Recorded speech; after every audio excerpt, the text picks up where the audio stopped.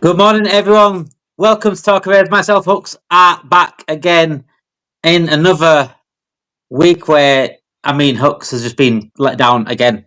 It seems, and in a year that could have been so much promise for Arsenal and not so much promise for Liverpool in terms of winning the league or winning any competitions, it has turned around on its back, and Liverpool are Premier League champions and go head to head with Arsenal this weekend in what Arsenal fans it's a meaningless game. It's a meaningless season now, and to watch their rivals go on to the pitch on Sunday and get clapped on by their team must be the biggest insult to have right now after the Champions League loss. So we're going to talk about Champions League, talk about Mikel Arteta, talk about Sunday's match as well. We're also going to talk about the summer and how both sets of clubs have said we're going to have a big summer. Whether you're going to believe it or not, me and Hooks will talk about that as well. So yeah, Hooks, I know you've spoken a lot since Wednesday night, and you've probably done at least 3, 4, 5 streams. I know you, but yeah, it's not good, is it? It's not good.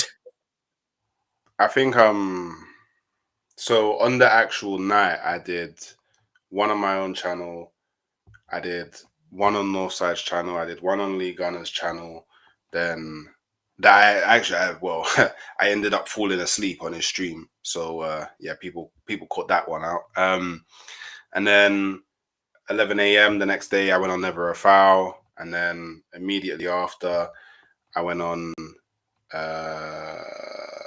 Big Six Bants, and then did I do something else last night? Did I? Yeah, I went on Northside's channel again, and then this morning did the show with George on my own channel. Now I've got this one, and then 6 o'clock I'm going on Forest Fan TV. Yeah, I can imagine that from now probably all the way up until the season actually ends, I'm just gonna be just constantly talking about it, constantly talking about it, constantly talking about it. But it is what it is. Like, you know, You know what industry it is. That's it, innit? You know what you're coming into. You know what you're coming into. You know you can't avoid it. And if Arsenal now have the season not to talk about, no season to talk about now, that's just the way it is. That's yeah, just the way yeah. it is, isn't it? It's just how the cookie crumbles, man. It's just like it's very annoying, very frustrating, very downheartening that I'm back in the exact same position that I was last season and the season before and the season before that and the season before that. And it's now 5 years on the bounce. And it's like, when I don't know when will it change? Like, do you know what I mean? I haven't been able to celebrate anything for 5 years. Like that for a club the size of Arsenal, that's just like it's just not acceptable. Do you know what I mean? It's just not acceptable to not win anything. Like I can understand not winning the Prem, not winning the Champions League, because like that's like the creme de la creme of winning stuff, right? But to not win anything, it's a it's a joke, really. Like, and there's been all different kinds of like reactions from the fan base. Like, you have people that are like, you know, we didn't win it, but we got to the semi-finals. That's something to be proud of. Then you got people that are like, oh, Arteta got let down by the board, yada yada yada. Which I don't agree with personally, but I just find the timing of those responses quite amazing, because you didn't hear any of it prior to Arsenal being knocked out. Like, you didn't hear that prior. Like, it wasn't like, yeah, I don't. It wasn't like, yeah, I don't think we're gonna win this tie or win the Champions League because Arteta was let down by the board. It was like, yeah, you hype it up, hype it up, hype it up, and then in defeat you go, oh, but the injuries, oh, but the board, oh, but the yada yada yada. It's just like, I don't know. Those type of reactions to me are a bit disingenuous. I feel like those type of things, if you say it prior, then you can say it afterwards. If you don't say it prior, then I think it's a bit of a low ball to say it afterwards. And then you have people that are like, it's not acceptable, but still have faith in the manager. I still think that, based off everything I've seen him do, I still think that he is able to take us to the promised land. And then you have people that believed in the manager, but now they've lost faith and they just want to see a change. And then you have people that never believed, and I guess they've kind of been proven right as to why they never believed, and they still want the same outcome, just get rid of the manager. So yeah, there's a lot going on at the moment. I mean, more specifically to the game, like I actually think we was the better team on the night. The only area that I think that PSG really beat us in, which was the most important element of it, was clinical edge. Again, Sorry, yeah. you know, yeah, another game that's just highlighted Arsenal's need for more clinical people in the front line.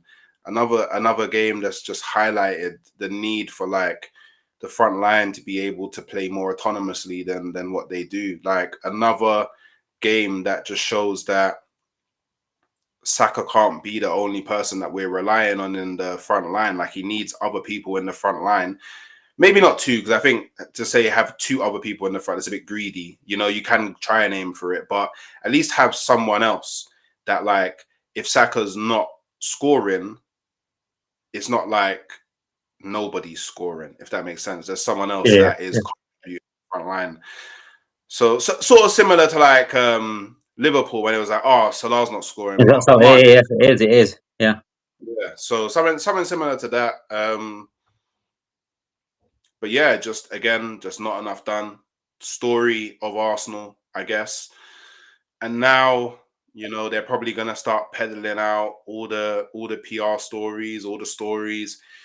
Arsenal gonna have 350 million war chest. Arsenal now I'm gonna be infinitely linked to everybody under the sun, and just the cycle continues. Really and truly, the cycle just continues. The So yeah, similarities between our clubs is madness in terms of just the whole way they work the PR. I mean, we use the same excuses for not challenging the leagues. We didn't. It's not the fact that we didn't challenge them. We ended up in the Europa League within a few seasons of winning the league. We ended up in the Europa League.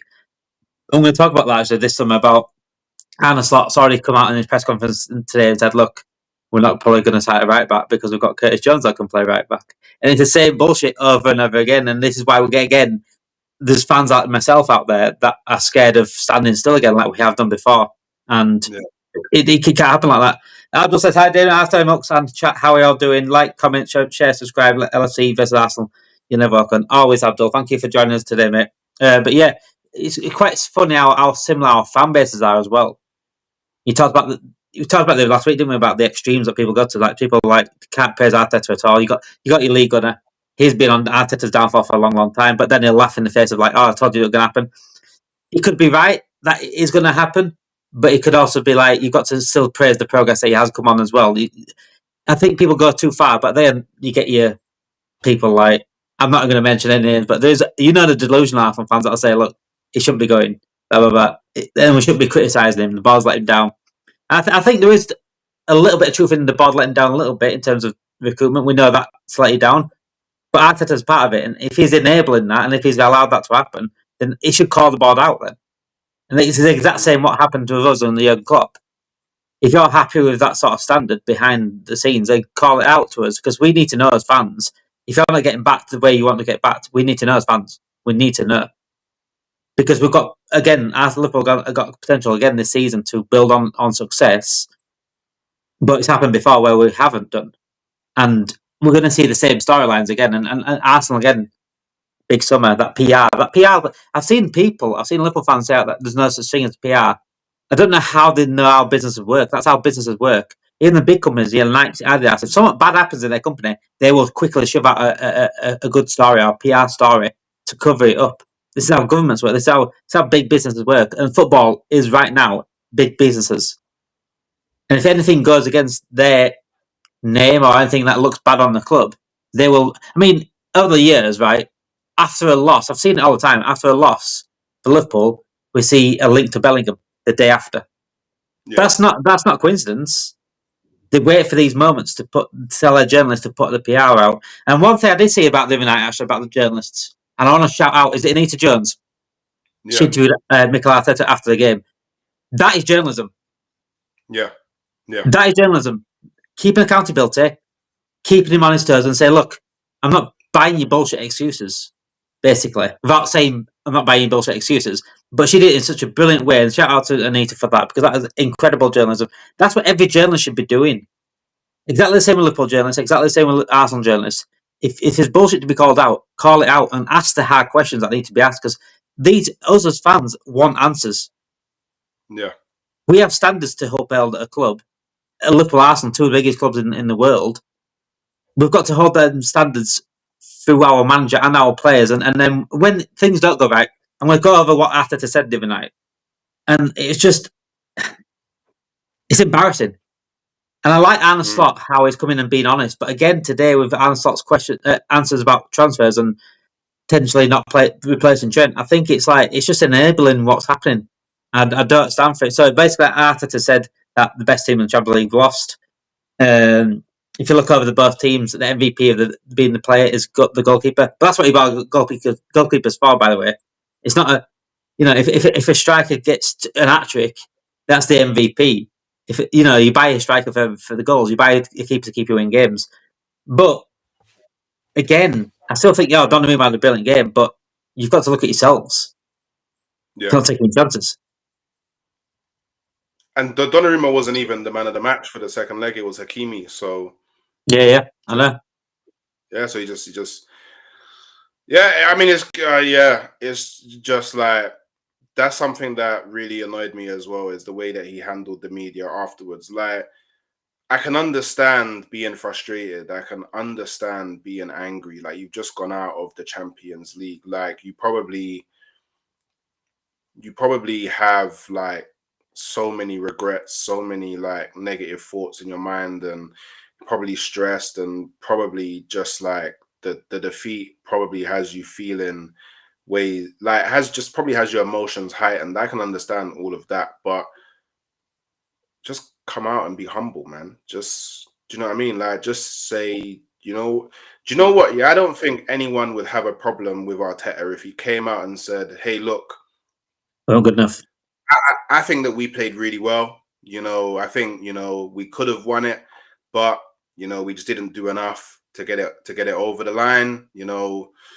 A lot of learnings that we're going to have to take from this, and congratulations to PSG to making it to the final. Like, if he just came out and said something along those lines, I don't think anyone would have a problem. But it's just the fact that, like, I can't remember off the top of my head when after like a loss or dropping points, Arteta's ever come out and praised the other team for being better than Arsenal. I can't recall off the top of my head. And that's like, and that's where I hear when people are like, oh, he's arrogant. Like, I can understand it, because I don't know, it gives like, I don't know, like, it's really immature.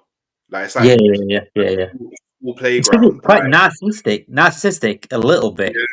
yeah, it is. It definitely is. And it's like, I don't know. Like, I feel like Arsenal as a club, like throughout its history, like we've never been a club of arrogance. Do you know what I mean? We've always been humble. We've always respected football. We've always respected competition. We've always respected the opposition. We've always given like praise where it's needed to be. But Arteta's kind of like, he sort of now made it about him. Like, it's sort of like, we don't like, don't get me wrong, Arsenal fans are going to be thinking about this for a long time, but he's kind of diverted a lot of attention on the fact that we wasn't good enough to go through, to look at me. Do you know what I mean? Like, it's kind of what he's done, like with those responses in them. And I'm so happy that Anita came out and really challenged him on what he was saying, because more often than not, journalists don't do that. And that's one thing that I've always said, like, because obviously, we do content, so we look at the press conferences a little bit more than we probably used to when we was just watching football.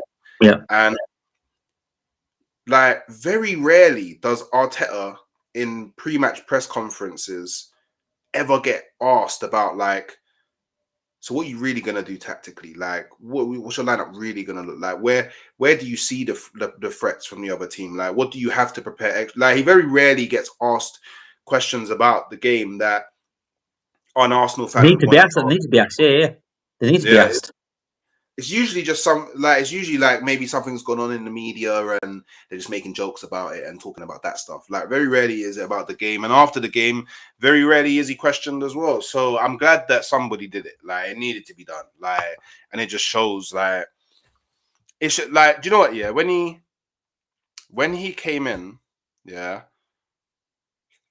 obviously paraphrasing, but the point he was getting across is he needs to unite the fan base. Like, that's what he, like, pretty much that's what he said. The fan base is very disjointed. Everything at the club is very disjointed. We need harmony. We need to, you know, we need to reunite the fan base. But I Yeah. would argue Yeah. now the fan base is probably just as, if not even more disconnected from when he first took the job. Because what now we're seeing stuff that we saw like in the Wenger out days, Then go like out there. Yeah. fans fighting at the stadium, fans um being racist and like Islamophobic at the grounds. Like, I ain't seen that in a very long time. Like, and it's not just the PSG game; it was happening. I think it was the Bournemouth game as well. Like, fans are fighting. Like, I'm seeing videos of fans fight. Like, we are so and do you know what? It's not just the online fan base now. The match going fans, they've had enough. Had enough. Like, they're not buying into it anymore. Like, the Bournemouth game, like, there was hardly anyone at the ground. Like, there were Mm. so many empty seats. Do you know what? It would have been very interesting if this Liverpool Arsenal game was at the Emirates. It would have been very interesting to see how many fans actually turn up. Because regardless of whether you title race or whatever, or season's still something to salvage from the season or whatever, Liverpool Arsenal is a big game. And that would have been that would have been a very interesting to see. How it's going to be very well. Do you know what? The game against Newcastle is the last home game of the season, so I imagine it to be like sold out, just for the very fact it's the last home game of That's the good. season. Yeah. But even then, I might be surprised. Like, there might be loads of tickets just available to buy because nobody. Why are you going there now? Like, obviously not in a negative way, but why should I spend my money to go watch you play now? Because we're not playing for anything. Do you know what I mean? And that's not like, that's not my bad as a fan. You made that the case. I didn't make it the case. All I do is go and Yeah. watch you. You made it the case by making so many mistakes throughout the season, by leaving us short throughout the season. I don't know. It's just like, I don't know. Like, don't get me wrong, I didn't win the league last season, but at least I ended the season feeling a bit positive about what we could do going into the next one. Now I'm just left. I don't This know. season's been like it's been like a missed opportunity, hasn't it? This should have been your season. That's what I feel I like it mean, is. I predicted you to win the league this season, so I thought City ain't going to do 5p. And I think we're quite there. Yes, also changed the slot. It's a big change. I don't think we're quite there yet in terms of, especially not signing the players that we needed to sign. But then your drop off this season, that was your chance to win the league this season, and you yeah, sort of just thrown it away. Not just off the pitch as well, but on the pitch, Arteta has a lot of things, and his stubbornness and his some of things and some of the changes he made makes us, like in midweek against PSG when Yeri didn't come on. yeah. That's not acceptable. You It's need not. 2 goals, or you need a goal at one point. You need a goal, then you needed 2 goals, and you brought Ben White on, and Yeri probably the best goal threat on the bench. If you've got any goal threat on the bench, it's him who can probably Yeah, conjure something from nothing, and he didn't even come on. And if it's things like that, you can't, as a fan, you can't accept because you've not tried your best there as a manager to change things. And this is why yeah. people are like, yeah, I've just had enough of you now because there's nothing. You're not showing me enough. You're not showing me enough. And we've said previously, haven't we, that why is not changing things tactically? Put something else up front, a different way of playing. Put another strike up front that could change. And that's what Slot's done this season in games. We played against Man City and played 2 10s up front because he knows how to change games tactically. Look, Arteta is built the foundation. He's built the house, but he can't. You've got an empty house right now. You need your carpets, you need wallpaper, and that needs someone different to put it in. Unless it builds, it could do all trades. It could do wallpaper and carpeting as well as building the house. But usually it's not the case. You need to get a carpenter in now, someone that can do all the decorating. And that could just be it. That could be it. He's built the foundations. Now he can't go any further, and it is what it is. If but it's this arrogance again, like you said. Like, why can't you just take a carpet? Look, if you played shit or you didn't deserve to go through, just say it. Didn't. I thought you played brilliantly tonight. I even tweeted out. I said, look, I think the comeback's actually on. If they just get nick one goal back, PSG could start panicking because you're all over them, especially the first. That goal came from nowhere. Their goal came from nowhere. Their opening goal came from nowhere. You absolutely battered them from minute one. But you've got to look at your players and say, look, they just didn't do enough up front. Bar Saka, no one else can stand out there and say, look, I've done enough. And it's not a bad thing to call out the players. It's raising your standards of your club. Arsenal and Liverpool should have huge standards, and those standards should be upheld, not just in the fan base, but at the club as well. And this is what a lot of Liverpool fans had to go to FSG for, because we don't uphold their standards when it comes to it. We'll win the league now, and then next season we're happy just to stand still again. That's not the standards of Liverpool Football Club. A Shankly or a Paisley wouldn't accept that shit. And Wenger wouldn't accept that. And I think, Wenger did sort of accept it towards the end, but at the beginning, Wenger came in and wanted to and created a masterstroke, and the humbleness of that team as well. No, that's what I'm saying. I don't hate Arsenal. I've never hated Arsenal ever, because I've always seen you as like that, quite similar to Liverpool, the humble team, the one that's got decent players that I can admire. But then now a lot of Arsenal hate towards Arsenal is because of the fans, certain fans. Like I say this all the time, people like you, Cecil, who come on here, Basil, come on here, down to earth fans. That's fine, but there's a lot of fans that make people hate Arsenal because of how bad they are. And then when it doesn't help, and their managers like that now, he's the exact same as some of their fans that's ruining the reputation of your club. Yeah, I just think an overhaul is needed, and it's crazy to say that as an Arsenal player. I just feel like an overhaul is needed. Like, even if, you talk about Wanyeri not coming on, what about Sterling? Do you know what I mean? Yeah. Arteta himself said, and this is what Arteta himself said, I knew within speaking to him for 10 minutes that he needed to be here. You said that. That's what you said. But your actions are not aligned with your words, because Sterling has hardly played any minutes all season. So now I'm an Arsenal fan, and I'm thinking a few things. I know he got injured at Fulham, but that was at Fulham. Now I'm thinking, would Reece Nelson have seen more minutes if we kept him instead of sending him out on loan and bringing in Sterling? He probably would have.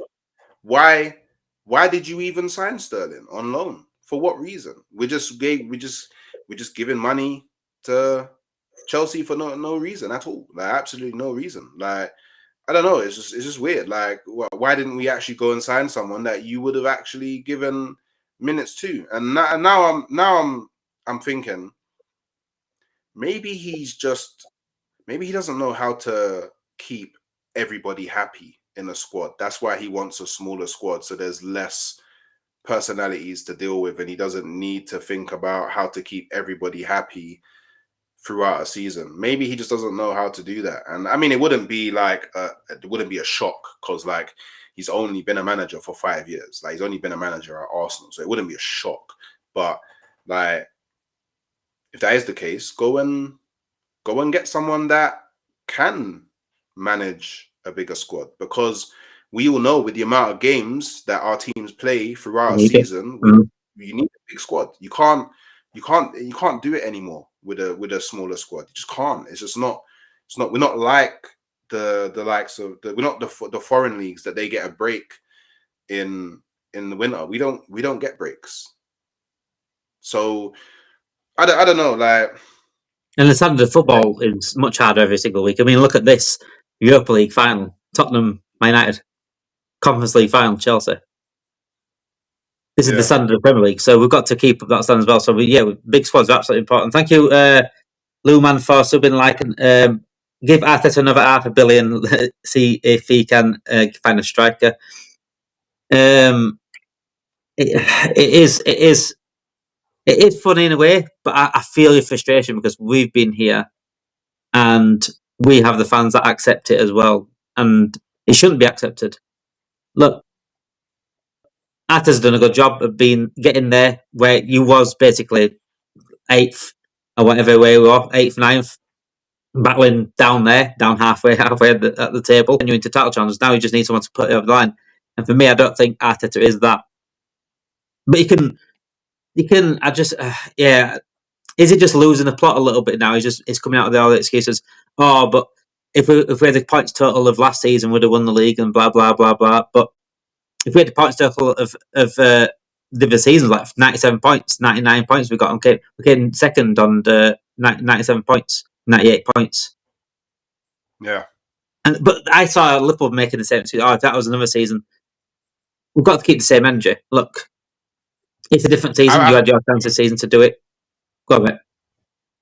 No, I was going to say, I think that, like, I understand what he's trying to say, and I do think it's like essentially what he's trying to say is that, and if anything, like Liverpool fans saying we got 97 or 98 points and didn't win the league actually proves the point that he's making, is that it's not about the points that you get. It's about the timing. Like, it's about what actually happens in the season. Like, because you probably, so you're on 82 points now. Is it 82 points that you're on? Yeah. You got 3 games, so maximum you can get is 91. Whether you win your 3 remaining games, yet to be told. But if we was to be fair, let's just say 2 wins and a draw, 87, you'll finish on 89 points and win the league. But you didn't win the league on 89 points. You won the league on 82 points. And that's the point that he's making. Like, we got 89 points and didn't win the league. So it's not about the points. It's about the context of the season. Because if we got the points that we got last season, this season, we win the league. Because the league was won on 82 points. Do you get what I'm saying? If you got the 97 points you got when you didn't beat City, if you got 97 points this season, 100% you won the league because you won the league on 82 points. Yeah. So I don't know. I think people are like looking. Like, sometimes I do feel like Arteta doesn't do himself any favors, and a lot of the time that people scrutinize what he says, it is self-inflicted because he's said some really weird, antagonizing things throughout his tenure. But I don't think everything he says is weird or antagonizing. I just think that I think it's said it in the wrong way in saying that. I do get it. That look, 97 points we do normally win the league, but again, next season that's not the barometer to go for next season. 97 points is normally an unrealistic point total, and you can't really improve on that much.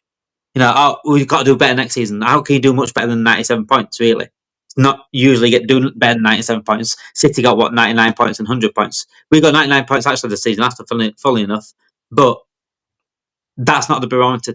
You've got to aim for at least about 90 points. Usually, you usually win the 85 to 95 points. That's the barometer where you got to the league. There you go. Then, and it is unlucky that we've been in the same situation as you.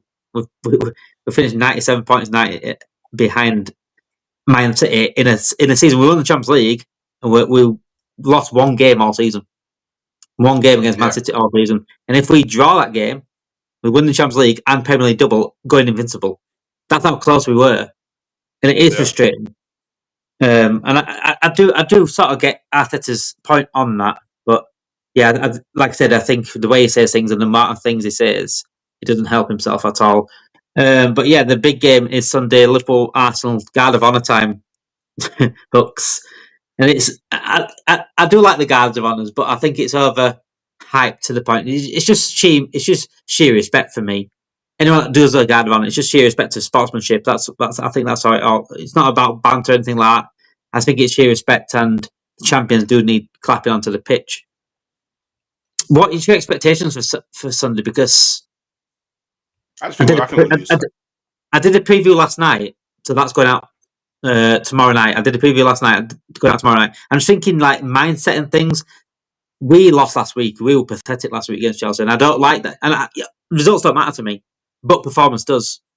And we need to keep that performance up for the next few games. We can't lose 4 games in a row in the season and going out and whimper. That's what champions do. Champions need to make a statement constantly. Look, this is why we won the title. I want to see a reaction from us on Sunday, but do you think you'll get a reaction from you? I don't think so. I like the show I did this morning, my prediction. I already predicted that Arsenal are going to lose the game. I think we're going to lose 2-0. Like, I just think that do you know what it is? I can't fathom the impact going out of the Champions League will have on the players' mentality. Like, I just think that they're like, what are they really playing for? The best I can see is a draw. Like, what are we really playing for? Really playing for? Oh, we finished second or third or fourth or fifth. Like, who cares? Like, we're not gonna, like, the thing is, we could lose to Liverpool, lose to Newcastle, and still make Champions League football. We just have to not lose to Southampton, which I think is very easy to do. I think it's very easy to not lose to 20th in the league. Like, do you know what I mean? It's like very easy. Like, if we dare lose to 20th in the league, then maybe just second then. Do you know what I mean? Maybe just second. Maybe if you can't beat 20th in the league, maybe just second then. But like, I don't know. I'm not hyped for the game. Like, I'm not really interested in the game. Obviously, I'm gonna watch it because I'm an Arsenal fan. But outside of that, like, I'm not really playing for anything. I don't care if we win. Don't care if we draw. Don't care if we lose. It's just I'm just going through the motions now until the transfer window opens, and then maybe that's when I'll start taking a bit more of interest in football because it's like, oh, who are we gonna sign? Like, but it just is what it is, It's man. it's the life of a fan, you know. It's quite sad, isn't it? Really, like the life of a fan. You get so much hope, and especially Arsenal fans. Some of you guys have had so much hope for this Champions League. Like, please give us something back, and you feel like there's so much missing. You just feel like you've gone out on a whimper a little bit. You did try a little bit more, but you lost it in the first leg. That first leg was pathetic. Second leg, you played brilliantly in the first half, but again, you didn't really push them to the end.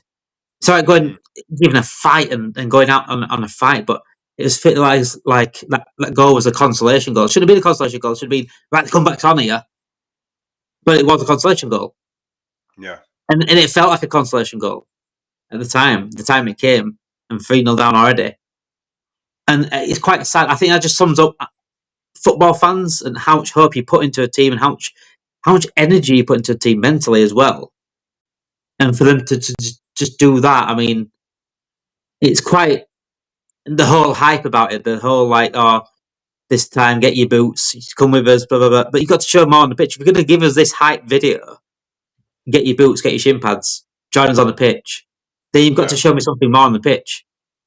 100%. You can't, and I think Arsenal do that too much times. Where it's I get doing a promo video, but you've got to back it up. And when you back it up, when you don't back it up, that promo video looks more embarrassing than anything else. I don't think that the promo video is embarrassing. Personally, I thought it was good, but if it was backed up on the pitch, it was, you know, it's summer. You know what I'm saying? Yeah, I just think that, like, we just do promo videos before big games. A lot of teams do it. You know, not every team that does a promo video necessarily wins the game. I don't think there's correlation between us doing the promo video and then not winning. Like, I just think that, you know, you want to build up like atmosphere for the game. You want to build up tension. Like, you do that through promo videos. Like, it's just the era that we're in. Do you know what I mean? A lot, people always say like, "Oh, we never used to do that stuff." Yeah, because social media wasn't a thing. Like, clubs didn't have to consider social media presence. Now they do, because Sky Sports did it they're, instead, didn't they? Like, Sky Sports did it yeah, instead. like, yeah, we're like we're we're a global club. We have fans all over the world.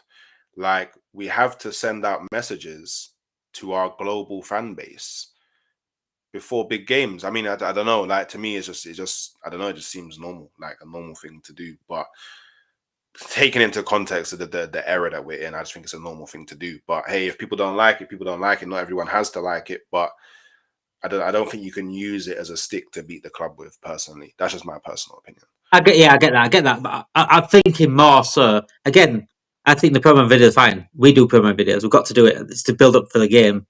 But I just think they've got to show a little bit more different on the pitch. It's all right, put it into words and stuff. It's more like I want actions more than words. Actions speak louder than words. Give us Mm, that, but give us it on the pitch as well. And like I said, I think the way he went out and the manner he went out, I think it didn't back up everything beforehand. And that's why to rival fans it might look, but in context, it's not embarrassing because every club should do it, and that's what Sky Sports do. Sky Sports were building up to a title race, weren't they? They tried putting you first before us. They wanted a title race. This is what they do. It's about getting numbers, it's about getting people watching, it's about getting views, it's about getting makes money in the end. But I just think, as an Arsenal fan, I can imagine it being frustrating. Like, come on, we need to see more on the pitch now. All this talking's enough. We need to see more on the pitch. Right, the summer, that's where the talking needs to be now. Arsenal fans have been told they're getting a big summer. We've been told we're getting a big summer, but Ornstein yesterday said that I don't like the word war chest. So we're already downplaying. Alan Slot came out today in the press conference saying, well, he got asked about right back, saying Kwanzaa can't play really right back. He's not a right back. Gomez's not really right back. How are we going to replace Trent at that position? He said, well, we've got Bradley, Kwanzaa, Jones, and he actually said Curtis Jones. And I said to Callum the other day, Callum from Coppish, he was on, I did a stream the other day about it. And I said to him, look, watch them use Curtis Jones as an excuse not to get a right back. And in today's press conference, they mentioned Curtis Jones as a right back. I knew it was coming. The PR from journalists, Hooks, right? Is that more frustrating than the football?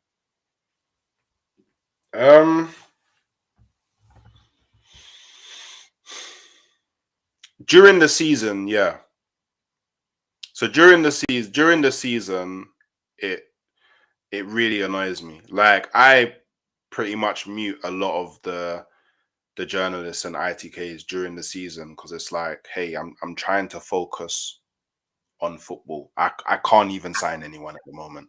It's not physically possible for me to sign anyone at the moment. So why you're peddling transfer stories daily? Like, I hear it. You got a job. Go put bread on the table.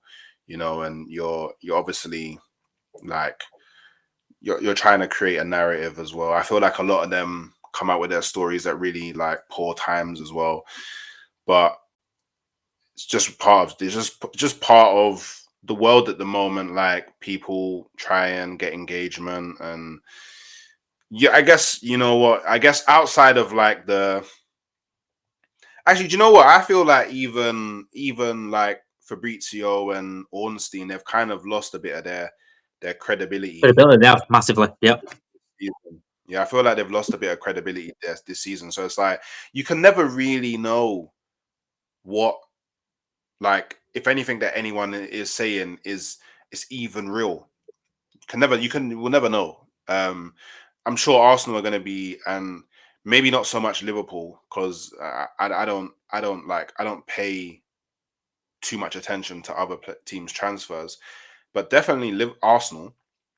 We're going to be linked to everybody under the sun. Everybody, there's going to be a new story on Arsenal pretty much, if not every day, every other day. But for me, it's like, cool. But when am I going to see breaking Arsenal have agreed a fee with X or Arsenal have agreed a fee with Y. That's all I care about. Like, yeah, I'm gonna talk on stories as they're reported because I create content. But outside of that, I'd rather just like Arsenal do their business this season in like out of nowhere. Arsenal have agreed. Like already, I'm already seeing stories about how Arsenal are making a late move for Cunha, even though the talks are pretty much advanced with Manchester United. It's like, is that real, or has the club briefed like journals on that because they're trying to distract from the fact that we just got knocked out the Champions League final, like trying to, The give us a timing, bone. the timing of it, yeah. Yeah. So I don't know, man. I do think it's going to be a big summer for Arsenal. I can't imagine that it won't be a big summer for Arsenal, because why would Berta agree to come to Arsenal if he wasn't going to have a big summer? Like that's the only thing that my kind of optimism is riding on, is that Andrea Berta, with all of like, he's pretty much someone that he's got so much like respect in the game. He could have gone anywhere, but he chose to come to Arsenal. So that must mean that Kroenkes are willing to back him in this transfer market. Otherwise, why would he have come? So that's the only kind of bit of optimism that I'm riding on. But yeah, I guess we just have to wait and see what happens, to be completely honest, Ornstein was asked yesterday, I think it was on Twitter on something, it was asked on something, what budget do we have in the summer? Oh, what's the next spend possible? So he said, like, how long's a piece of string? And he went to then say, I don't like the term war chest being used and things like that. And it says, but it's basically not. It's basically saying not to expect a big sum. And then he threw out like, oh, we just signed Van Dijk and Salah onto new contracts, potentially Kanate as well.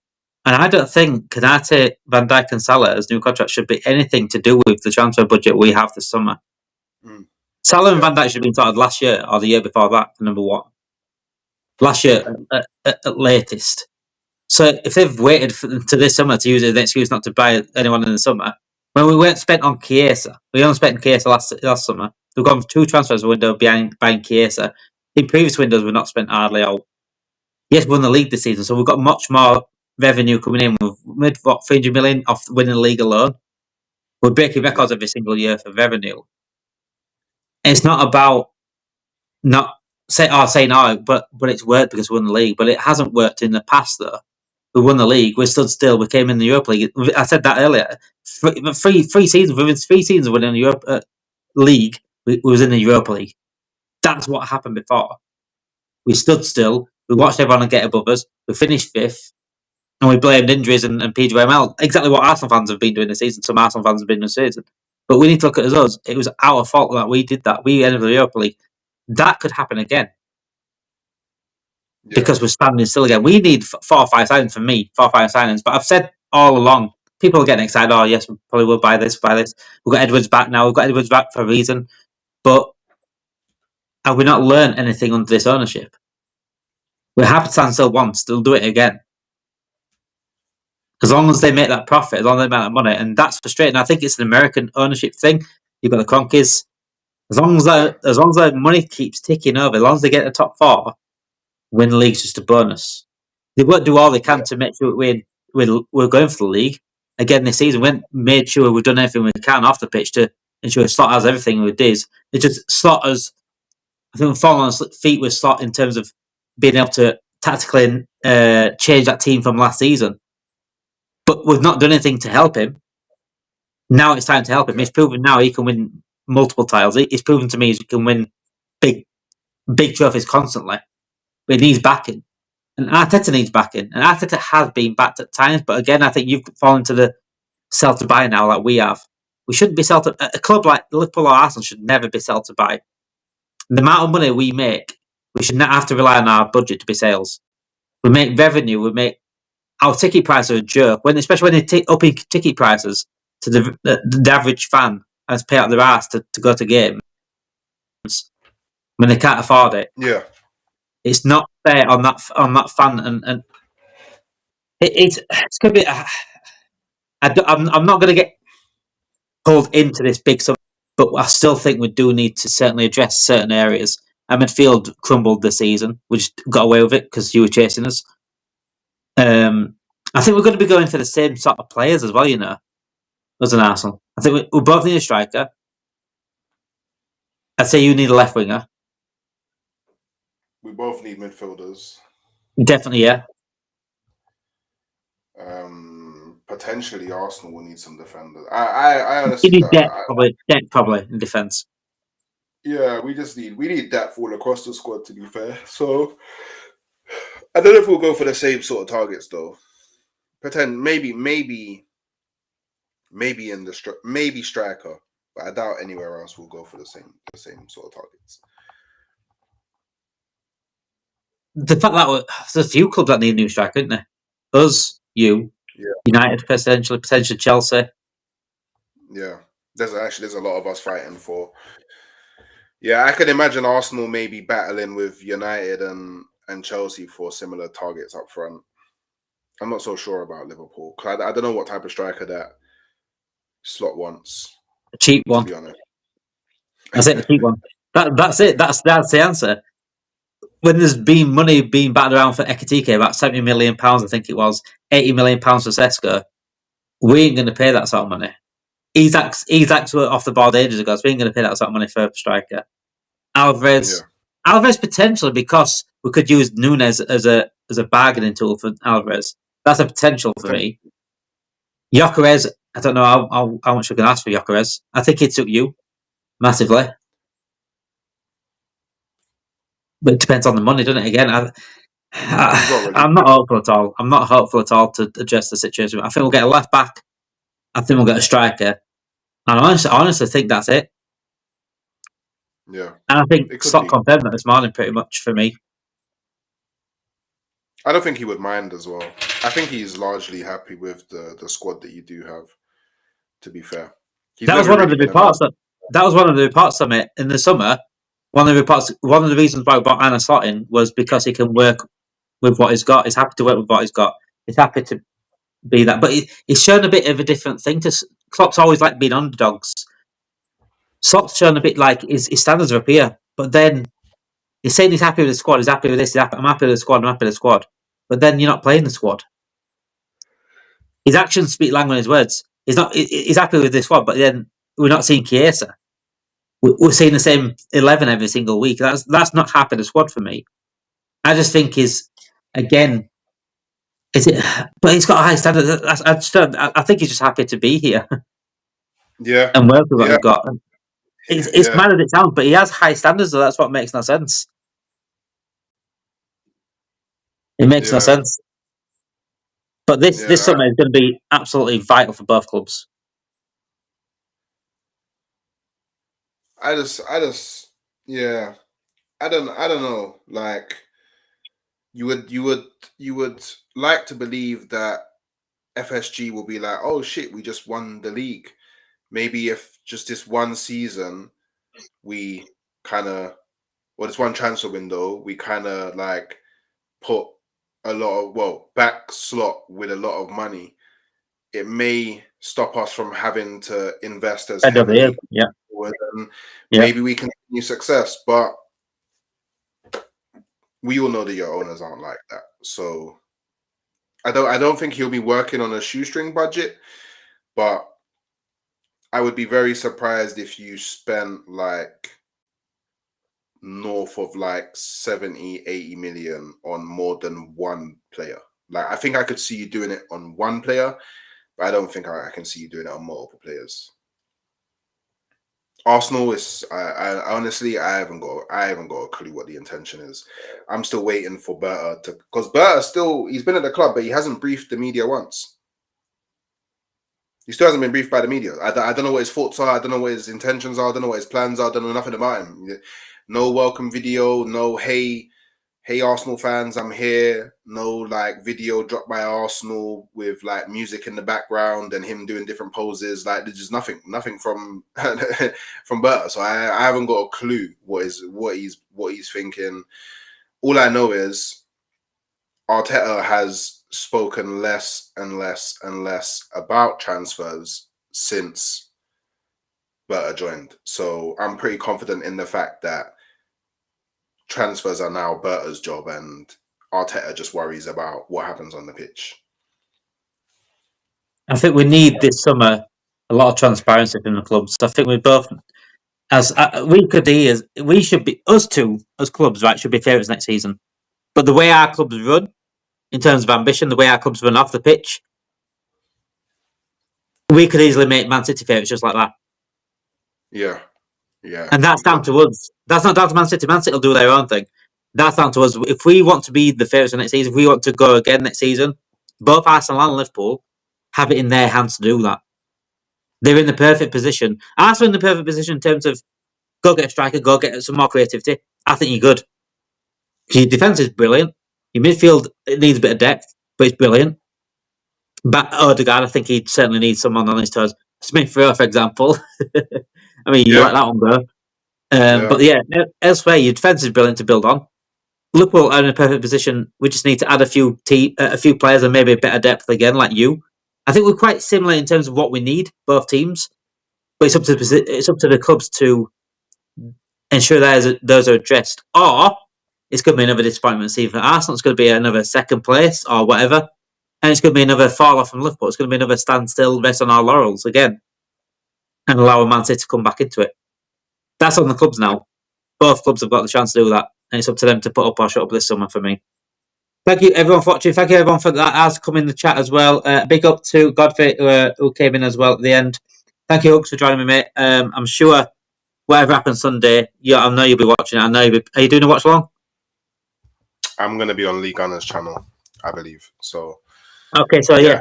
Get across the Lee Gunner's channel if you want to do that. Watch Hooks on Sunday, but make sure you go across to Hooks' channel as well. Join him, join his village, join his coffee cannon streams as well. Absolutely amazing work he's been doing recently. So yeah, big up Hooks, big up guys at home. Thank you for watching. Have a great